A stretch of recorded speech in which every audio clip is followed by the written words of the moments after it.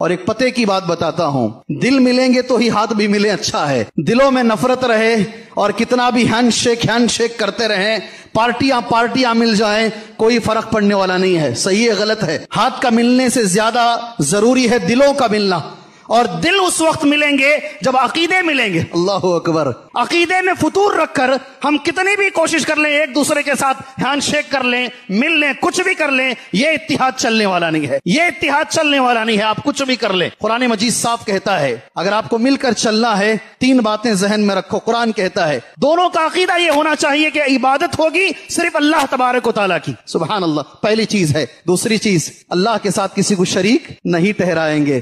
تیسری چیز، سبحان اللہ، ہم لوگ شریعت سازی نہیں کریں گے۔ یہ 3 چیزوں پہ اتحاد ہو سکتا ہے۔ دل نہیں مل رہے ہیں، عقیدے نہیں مل رہے ہیں، کتنے بھی گلے پہ گلے مل لیں ہم لوگ، کبھی بھی اتحاد نہیں ہوگا، کبھی بھی امن قائم نہیں ہوگا میرے بھائی۔